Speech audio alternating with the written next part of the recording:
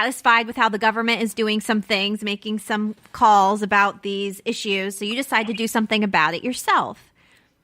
The government wasn't separate from me. I was it. Like, if you want change, I have to be the change. Right. The famous quote, Gandhi, be the change you wish to see in the world. I know. And why did I agree to it? I don't know. That was great. Right. Children. Yeah. It's a big one. It's a big decision. And so did you go through the process where you said, and where were you at the time? Were you in northern Canada or southern? Southern. Okay. I was in the Rocky Mountains. Okay. So, and we had a funky little restaurant. How cool. What was the name of the restaurant? What's that? What was the name? Zig's Junction. Junction? Yeah, Zig's Junction. Oh, Zig's. Z-I-G-G. Cool. Yeah. Very cool. And so you had to apply to adopt for the children in the north. No, well, it's not. It's only Edmonton, which isn't, for you it's far north, but for there it's not that far north. Okay. And so, yeah. And so out of the deal, I have a granddaughter coming to visit in a couple of weeks. I remember you talking to me about her. Awesome. So she's going to come visit you. What a great experience for her too. Oh, absolutely. Absolutely. And she's 15, so she's the same age as the grade 10s. And so it'll be great. Wonderful. Yeah. That's a great age to see how other people are living in the world, right? And just give you some perspective on your own life. And I think it's a great experience for everybody should be able to experience it as a teenager. Because you realize there's more than your bubble you're in and your area you're in. Yeah. But the same price, we could be going to Thailand for a couple months. Go hit those I'm beaches. Just complaining a little. Yeah, exactly. I know. I know. So much fun. But you know what? It sounds like it sounds so beautiful there in just such a different way and such a rare way, a way that not everyone gets drawn to and not where everyone lands and gets to experience. So how cool. Yeah. You guys can go to Thailand in a couple years after she's in the cold, then she'll really appreciate that warm weather. Oh, she loves the adventure. Like she likes anything that adds adventure to it. Yeah. Yeah. And how long is she staying? Is she going to be there for a while with you? I'm trying to figure it out because I have a sister in Ottawa and I have a niece in Iqaluit, so it's on the way. So I want to make sure she gets to visit her relatives too. Okay, got it. Yeah. So, but she'll come and we'll laugh and it's all good. That is so awesome. Do you have any more grandchildren as of now? Well, actually, I have another granddaughter that my sister adopted. It was Rachel. That's Janaea's mom. Yes, that's right. Her brother Jason, who we got, was a couple years older than Rachel was. 5 when we got her, and Jason was almost about 6.5. Anyway, he has a daughter, and he hasn't done life really well, but he wanted to make sure. I think when she was 4, he'd asked if Jamie could adopt her, and Jamie did. So that was great. And Jamie has a herd of kids anyway of her own, and she's doing really well also. Mm-hmm. That's great. I mean, I think, kudos to him for asking for help when he knew life is all about surprises, and sometimes we're not ready for the things that happen to us or that we decide or we choose to have happen. But either way, things can be tough, things can be hard, and I think we're just all trying our best to sort it out and get through it and lean on each other. Yeah. So, and what was that? We're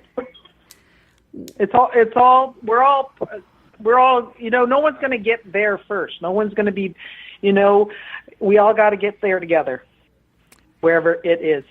What was the biggest, surprise? I'm trying to think how I should say this about becoming a mom and becoming a mom suddenly? Learning about attachment disorder. That was a weird thing. And what is that So exactly? one of the things the first two came, and I knew after 2 years they hardly did anything that you would even think was, like they did everything they thought you thought they would like. And so I didn't understand it before, except I knew that we were in trouble. I said to Gerard at the time, I said, you know what, we're in trouble. I said, I don't know how to get through to these kids. That it's okay to make mistakes. So they would do everything to please you. Not agree with me. Okay. Yeah, and the other two came, and they were like, "Oh, you love us? Watch this," and they would be wild and crazy. "Oh, you still love us? Watch this." So they would push boundaries. And they were just checking it out, and there's a certain point, and it was amazing. Like it was exactly what they needed to know it's okay. To the second two, you mean to know it's okay that they could make mistakes, they could be imperfect, but you're still going to love them and care for them. Absolutely. Yeah, exactly. That's interesting. It's interesting how they were both so different, and what a different experience for you to go through two different types of, kids behaving, differently through that process of being adopted. But also helps for when in teaching, or it helps working with kids. The ones that give you the hardest times, they're the ones I know want to make it. They want to make sure you're going to be there anyway. Like when their worlds get blown up, you're still going to be there. And that's what they're doing to check you out, to make sure that, if you can put up with all their silly shenanigans, then they're going to trust you. They're testing you. Theory. They're testing you. Right.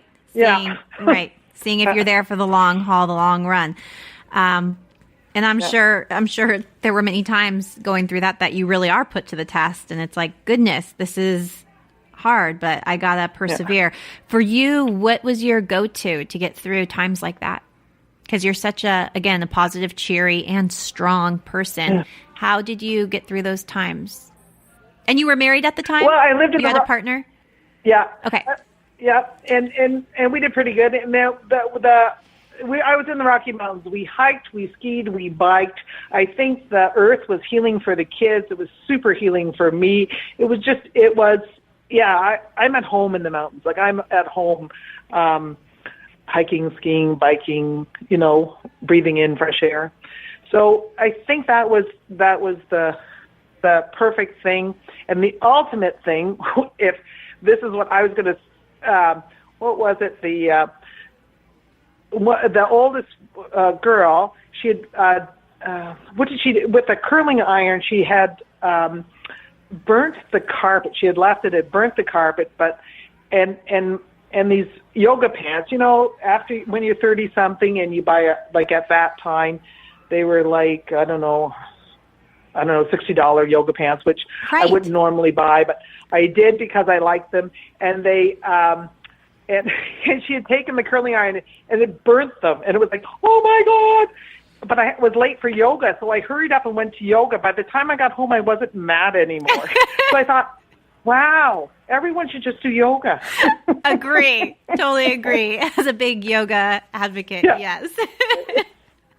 Exactly. And time, right? We should take some time before we react to things, because usually that time gives us a little buffer, and it really transforms and changes how we initially wanted to react. Yeah. Yeah, absolutely. Sometimes just taking a little space. Mm-hmm. So now you went to school at 40. You decided to go back to school. Okay, that's another big life-changing decision, and you just kind of said, I'm going to do this. And what made you decide to, at 40, do it? Well, at 40, we divorced. It was, we both put in half, so we didn't even have to have a lawyer or anything. And we just decided that was enough. And that was good. And the only thing I ever wanted to do regret in that life at that point was going to art school. So then I went to art school. And it was great. It was everything I expected to. I only had Rachel left at home. And Rachel was just finishing high school. And so was perfect. It was perfect timing. And 40 to me is like all my friends would be, I just thought that was the best age ever. Like 40 was like going through this ephemeral door where there was no black and white, where it's just like, I get it. That's how I felt at that age. Right. Yeah. You get it as far as life had, like things had clicked for you? Yeah, like it was just, absolutely. That it was, whatever I make it, it's it. And sometimes I still argue with it, and sometimes I go, I have my little panic moments, but mostly I just trust that I'm doing exactly what I'm supposed to be doing. What type of art did you want to start out doing? What was your goal when you started art school? Was it always art therapy? No, not at all. I was just thinking art. I just wanted to, I was the kid that always drew on my pencils and every book and everything. I was always drawing. And then, and I just thought art was my calling. In fact, it was the restaurant. I got tired of the restaurant. It was enough. Like it wasn't fun anymore. So did you still have the restaurant at that time? So you started college while you still had the rrestaurant? No, we had divorced, and Okay. he got the restaurant, I got the house. It was a good deal. Yep, good. And so then I went to art school, and it was the adventure. Like I felt it really decadent. Like I'm one of those people that believe, education's wasted on the young, life is wasted on the young. Right.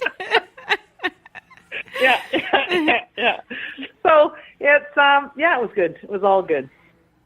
So and from there I went and got. I lived in not quite your neck of the woods in Oakland, and it was a sister campus to Boulder, Colorado, Naropa. Ooh. So there was with Matthew Fox, and we did the. It was my master's in spirituality, which means I know nothing, but it was wonderful. And that was a great, so yeah.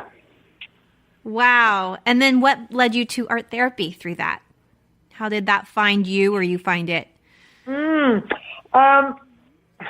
Actually, I from there I went to teaching. I was actually in South Korea teaching English as a second language just to have an adventure. And I'm thinking, I like this gig. And then I learned to, I decided I should get an education degree. So I have an education degree now too. Oh my goodness. And then while doing that, I realized to connect to kids and connect is through art. Like art is, the imagination is everything to allow kids to see their own intelligence or to allow them to explore their own worlds rather than teach them rote is what's much more interesting to me. But the approach of being with people and being with art is really, I found that pretty powerful. So, I went to art therapy. Like I'm almost done that degree. So that, yay. Yay. Congratulations on being almost finished. Thanks. That's amazing. And, a long commitment. And you're helping so many people along the way. Before you did art therapy, I know through our talks that we have had in the past that you worked with the elderly and those in hospice. Can you tell us a little bit about that experience? And again, you're so just faceted and talented, and you've worked with so many different people, so many different walks of life. But how was that experience for you? I loved it. It sort of validated life, the magic of life. Like what I did was working with the elderly. I didn't necessarily work with the elderly as I was in hospice, and I ended up working a lot with people with Alzheimer's. And that was because there was big centers with elderly people. A lot of them would have Alzheimer's. And it was amazing to me because it was my first dose of them, really, of people with Alzheimer's. And the first time there was an elderly woman, and she used to say, I was visiting a woman with a brain tumor, and they'd put her in the elderly wing because she was only 50, but they didn't know what to do with her because their family was a little afraid of that they wouldn't be able to take care of her. That's so she young. did end up